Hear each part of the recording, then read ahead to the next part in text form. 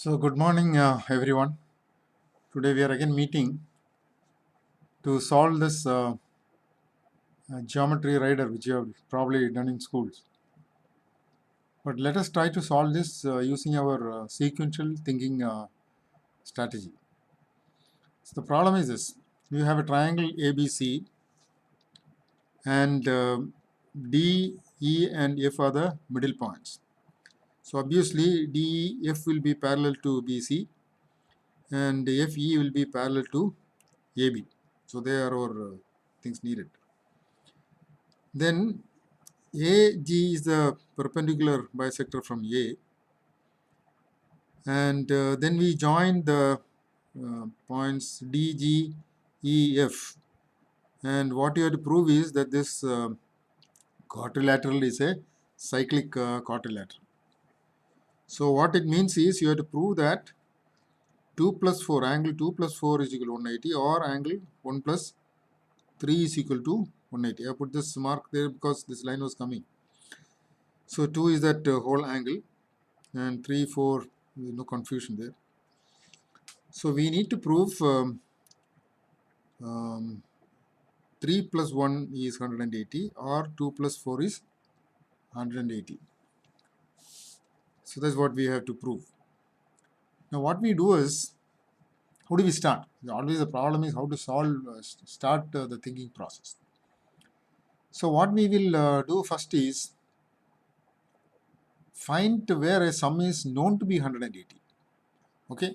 So once we know a sum is 180, then we can start manipulating, by which we can finally prove that either 1 plus 3 is equal to 180, or 2 plus 4 is equal to 180. So I think I will start with 2 plus 4 equal to prove 2 plus 4. So I'll take 2, and then I know DF and BC being parallel lines, angle 2 is 2 plus angle 1 would be equal to 180. So we have, so I'll write we know, but later I'll use a simple symbol, this into,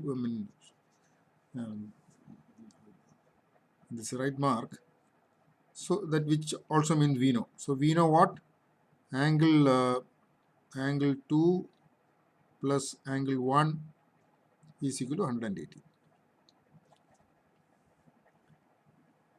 Now if you compare this 2 plus angle 4 equal to 180 and 2 plus 1 is equal to 180, what it means is a question mark. Can we prove angle 1 is equal to angle 4? Angle 1 is equal to angle 4. Can we prove angle 1 is equal to angle 4?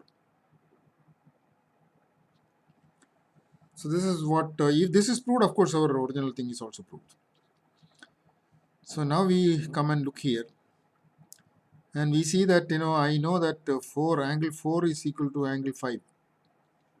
We have not gone for 5, so we will put this as 5. We know, so we know means a tick mark. Angle 4 is equal to angle 5. Corresponding angles, parallel lines and corresponding angles. So we have angle 4 is equal to angle 5. So again what we have, actually we have to prove 5 equal to 1 or 4 equal to 1. That's what you have to prove. Now if I prove 5 is equal to 1, it is good enough. So can we prove 5 equal to 1? To prove 5 is equal to 1, we find this angle 6. We know that angle 5 is equal to angle 6. Correct? Angle 5 is equal to angle 6, we know, because they are opposite angles of a intersecting lines. So which means, can we prove angle 6 equal to angle 1? So we have to prove 5 equal to 1, and 5 being equal to 6, can we prove 6 equal to 1? Now there what we do is we will mark this point and consider these two triangles ADO and DOG. If you consider those two triangles, consider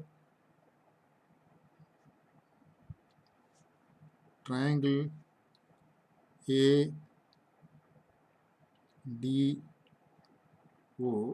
and triangle DOG. And if you can prove that these two triangles are congruent, of course, 6 is equal to angle 6 is equal to angle 1. So how do we proceed for a triangle to be congruent? Two sides and the included angle should be equal. So DO is a common. DO is common side. DO common. So it is equal. And then of course AO equal to OG. Because they are all bid points, this is a parallel line, so that also it will bisect at point O. So AO is equal to OG. Then of course angle I will write that it's an angle AOD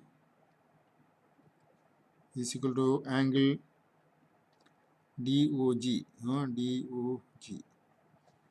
because both are 90 degrees, because it's perpendicular bisector, so these two angles are 90 degree. So that means the triangles are congruent. So that is, the two triangles are triangle ADO is congruent to triangle DOG. So it is proved, and then you have reached a solution. So we could systematically, step by step, come down and finally prove it. So this is the advantage of sequential thinking. Only thing is you have to, here the starting point was a little tricky. You have to decide that we have to take an equation where it is equal to 180 and then manipulate the rest of it. So thank you so much.